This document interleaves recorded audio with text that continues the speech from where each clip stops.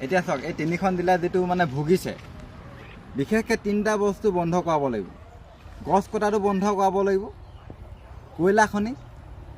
বন্ধ কৰাব লাগিব কয়লা খনাটো বন্ধ কৰিব লাগিব এইটো ইয়াত তাৰপিছত হিল খনন এই যে হিলটোৰ কাৰণে যে আমি হিলৰ ঘাটিত আছোঁ এতিয়া এই হিলখিনি ক'ব আনা জানে নাই ইয়াত গোটেই হিলৰ ঘাটি সেইপিনে আমি গৈছোঁ এতিয়া ধৰি লওক নেপালী খুঁটি সেইপিনে গৈছোঁ গোটেই হিলৰ ঘাটি এই শিলখিনি আনে কোনোবা এখন নৈৰ পৰা আনিব হা বা পাহাৰ এটা খান্দি দিব গছ গছনিটো নাই সেইপিনে আপোনালোকে মোৰ মোবাইলত কেমেৰাটো মানে সিমানটো নাযায়গৈ নহ'লে গছ আপোনাৰ একদম টকলা হা পাহাৰৰ গছ নাই তো সেইটো কাৰণে এইখিনি কাম হৈছে আৰু এইখিনি কাম কোনে কৰিছে আমাৰ লেখীয়া সাধাৰণ মানুহে নহয় মোৰ লেখীয়া মানুহ এটা যদি সেই পাহাৰত গছ এজোপা কাটো মোক ধৰি বান্ধি কিবা পিটন দিব হা জেলত ভৰাই থৈ কিবা কিবি কৰি দিব সেইখিনি মানুহে কোনে কৈছে এইখিনি হ'ল মই এতিয়া কি ক'ম মন্ত্ৰী এম এল এ কথা কৈ গৈতো মোৰ মানে দুশ্মনে হৈ গৈছে মানুহে মোক চবেই বেয়া পাবলৈ ধৰিছে মানে সঁচা কথাটো কওঁ কাৰণে মানুহৰ গাত বিন্ধি যায়গৈ মানে সেইটো কাৰণে মোক বেয়া পায় কিন্তু মই এইটো কথা সঁচা কথাটো ক'বই লাগিব যে মন্ত্ৰী এম এল এ সকলৰ নেতৃত্বত এইটো কাম হৈছে এতিয়া সাধাৰণ মানুহৰ নেতৃত্বতো কামটো নহয় ঠিকাদাৰ এখিনি আছে যিখিনি ঠিকাদাৰ নেকি সেই মন্ত্ৰীখিনিয়ে কোনোবা ভতিজাক হ'ব কিবা কিবি হ'ব হা তাৰপিছত বিশেষকৈ এতিয়া হ'ল আমি এইকেইটা মাত মাতি থাকিলেও নহ'ব কিছুমান কথা অসমৰ মুখ্যমন্ত্ৰীয়ে নাগালেণ্ডৰ মুখ্যমন্ত্ৰীৰ কথা পাতিব লাগিব এইটো বন্ধ কৰাবৰ কাৰণে যদিহে সিহঁতে যদি বানপানী সমস্যাটো যদি সমাধান কৰিব বিচাৰে তেতিয়া সেইটো কথা পাতিব লাগিব মুখ্যমন্ত্ৰী আমি কৈ থাকিলে কোনে শুনিব আমাৰ কথা কিন্তু গোটেই ৰাইজে কথাটো সেইটো সেই স্পষ্ট কৰিব লাগিব আৰু গোটেই ৰাইজে ওলাই আহিব লাগিব সজাগ হ'ব লাগিব নহ'লে একেই হৈ থাকিব এই বছৰ মানুহখিনিয়ে সহায় কৰিছে অহা বছৰকে যে সহায় কৰিব এইটো নহয় অহা বছৰ আপোনাক কিমান সহায় কৰিব ৰাইজে ধৰি লওক অহা বছৰকেতো বানপানীটো হ'ব এনেকৈ হ'লে কিমান মানুহে সহায় কৰিব কাৰণ সকলোৱেতো একে সমানেই মানুহ একে সাধাৰণ মানুহ এতিয়া চাওক চৰকাৰেতো সহায়টো প্ৰথম কেইদিনটো নাই আপোনাৰ ৰাইজে যদি সহায় নকৰা হ'লে মানুহ বহুত মৰি থাকিলে চৰকাৰেতো বহুত দিনৰ পৰা সাৰ পাইছে কুম্ভকৰ্ণৰ টোপনি ধৰি আছিলে সিহঁতক শুই আছিলে হা চৰকাৰটো সিহঁতক কি ক'ম বেলেগ এটা ধৰি লওক এইটো চিটুৱেশ্যন হোৱা হ'লে বেলেগ এটা ধৰি লওক বেলেগ এটা এনেকুৱা ধৰি লওক ইলেকশ্যনৰ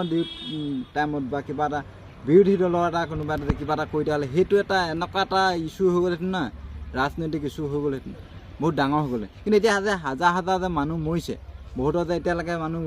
পোৱাই নাই হাজাৰ এইটো কাৰণে কৈছোঁ যে কিছুমান গাঁও এখন গাঁৱত ধ্বংস হৈ গ'ল কিছুমান গাঁৱত এতিয়ালৈকে মানুহ বিচাৰিয়ে পোৱা নাই কৈছে আমি য'ত গৈছোঁ ধৰি লওক সেইটো হাজাৰটো হৈ যাব সেইটো কাৰণে মই হাজাৰ বুলি কৈছোঁ মোৰ ওচৰত তথ্য নাই যে হাজাৰ মানুহ যে মৰিছে কিন্তু কিছুমান গাঁৱৰ হেৰি নাই মানুহ হেৰি নাই ক'ত গ'ল কি না পাত্তা গৰুৱে কিমান শ মানুহ শ হাজাৰ মৰিলে লগতে মানুহ উটি আহিছে তো সেইটো কাৰণে মানুহে যে এতিয়া ভুগিছে সকলো ভুক্তভোগী এতিয়া যদি সজাগ নহয় এতিয়া যদি এইবিলাক যদি বন্ধ কৰাবলৈ কোনো যদি আগবাঢ়ি নাহে মাত যদি নেমাতে তেতিয়াহ'লে বোবা হৈ থাকিলে কিন্তু একো নহ'ব আকৌ অহা বছৰকে আপোনালোকে সেই একেই হৈ থাকে কোনোবাই যেতিয়া ঘৰ বনাই দিছে সেই ঘৰটো আকৌ অহা বছৰকে উঠি থাকিব কাৰণ এতিয়া যিখিনি এতিয়া এই কয়লা খান্দি মানে যিটো পাহাৰৰ মাজে যিটো সুৰংগ কৰিলে যিখন এখন নৈ সদৃশ পাহাৰৰ মাজে আছে ভিতৰে তলে তো সেইটো আকৌ অহা বছৰকে পানী হ'ব আকৌ এইটো ভাঙি পিনে ওলাই আহিব তো আকৌ বানপানী সৃষ্টি হ'ব যিটো নেকি মানৱ সৃষ্ট বানপানী তেতিয়াহ'লে আকৌ আপোনালোকে ভুগিব সেইটো কাৰণে এতিয়া মাত মাতিব লাগিব নাই যদি আপোনালোকে মাত নাপাতে তেতিয়াহ'লে কাম নাই মোৰ লিখা এটা দুটা মাত মাতি লাভ নাই সকলোৱে যি ভুক্তভোগী সি ওলাব লাগিব সি মাত মাতিব লাগিব আমি বাৰু ভিডিঅ' বনাই থাকোঁ সেইটো কাৰণে মাত মাতি আছোঁ আৰু আমি ইভাগেও মাত মাতোঁ কিন্তু আপোনালোকেও সেনেকৈ ওলাই আহিবলৈ আমি আছোঁ সদায় তেতিয়াহে এই সমস্যাৰ সমাধান হ'ব নহ'লে গোটেই জীৱনটো বা গোটেই ভৱিষ্যতলৈ হৈ থাকিব আৰু এই যে এতিয়া তিনিখন জিলা বুৰিছে এটা সময়ত গোটেই এটা চাওক আমাৰ অসমখন চাৰিওফালে গোটেই পাহাৰে ইফালে এইপিনে অৰুণাচলৰ সিপিনে লখিমপুৰ ধেমাজিটো বুৰিয়ে থাকে আকৌ এইপিনে বুৰিছে ধৰি লওক আকৌ সেই আগলৈও এবাৰ বুৰিছে ধুবুৰী পিনে ক'ৰবাত বুৰিছে গৈছে তো অসমখন এটা সময়ত নহ'লে পানীৰ তলত থাকিব মানুহে এতিয়া সজাগ হওক গছ কটা বন্ধ কৰিব লাগিব নহ'লে পাহাৰ পৰ্বত কাটি এতিয়া আপোনালোকে চাওক এইপিনে কাৰ্বি আংলঙৰ ফালে কাজিৰঙাত যিখন পাহাৰ কাটিছে সেইবিলাকো মই মাত মাতিছিলোঁ কিন্তু কোনো ওচৰৰ মানুহে ৰাইজে মাত মাতিব লাগিব এইটো কথা